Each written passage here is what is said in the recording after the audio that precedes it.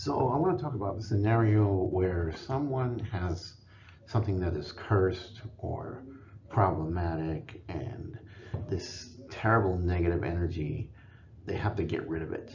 They have to find maybe a patsy or someone unwitting to unload this thing on, right?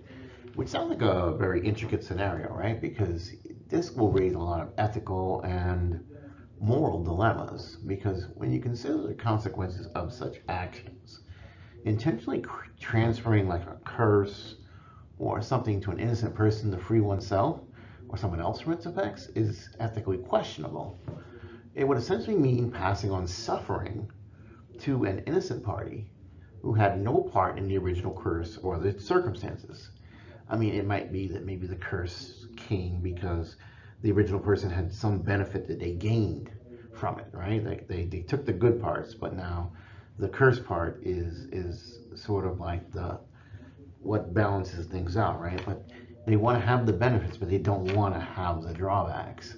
So that's when you're trying to find someone that you can pass this curse off to.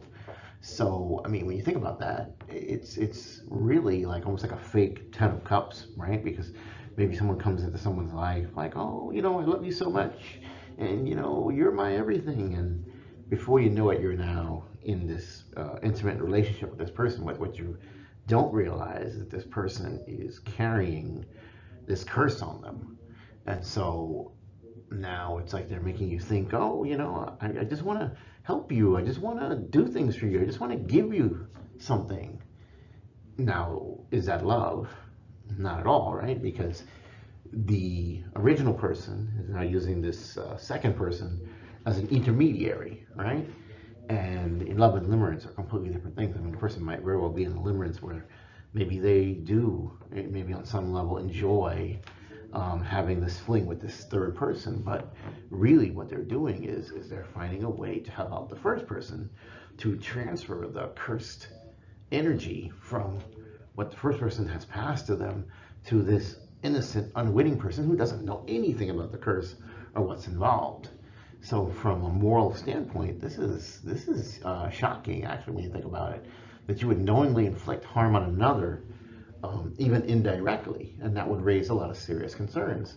It's possible that that we think of don't do to others what you would have others do unto you. So people are going to say, well, how would you even live with yourself that you can basically take an item and you can then pass it off to someone else, and you're just like, sucker, I got you, right? And particularly if that involves romantic or intimate activities.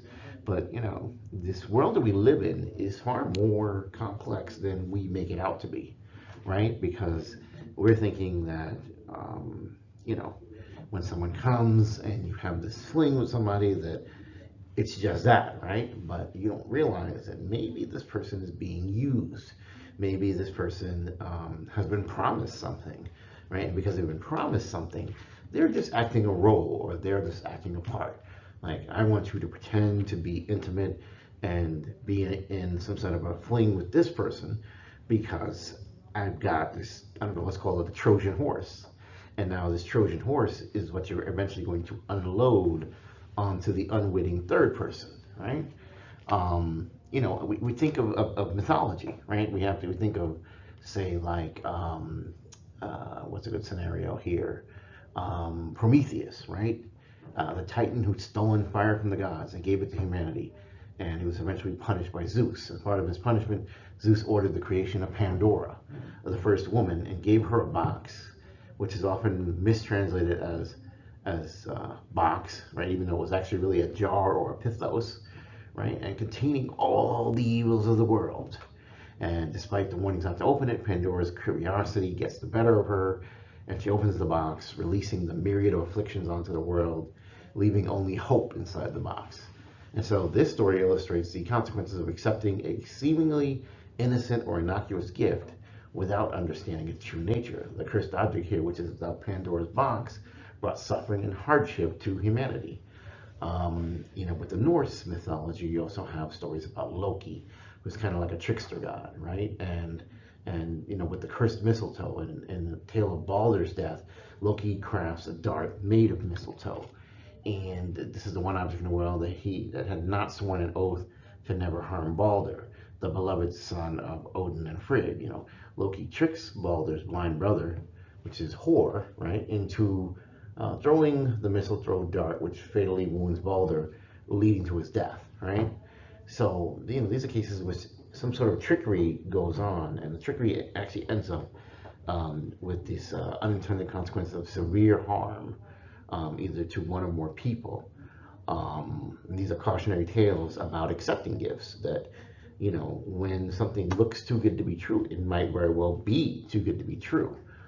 So you want to really be careful about that. You want to have careful considerations of the implications of what you accept of people. Maybe somebody says, "Hey, here you go. I brewed you this nice warm hot cup of coffee," and you're thinking, "Oh, gee, thanks. That's so considerate." Man, my last office, they didn't. My coworker didn't make me coffee, but come to find out that something's in that coffee that could actually be very harmful. You don't know what's in that coffee, so sometimes you're better off just saying, well, you know what, let me pour this coffee out and get an entirely new mug and make my own coffee, right? Because you never know what comes in the coffee. And I know that sounds kind of crazy, but I'm just saying, even the Trojan horse itself, was this massive wooden horse that was presented to the Trojans as if to say that maybe the army had surrendered, right? But the cursed energies are transferred. The Greeks wanted to infiltrate the walls of Troy, and they used this subterfuge to get past that. And that within the hollow belly of the horse are these Greek warriors that are lying in wait. And so this ingenious deception allowed the Greeks to breach the city's defenses and wreak havoc within the unsuspecting walls of Troy.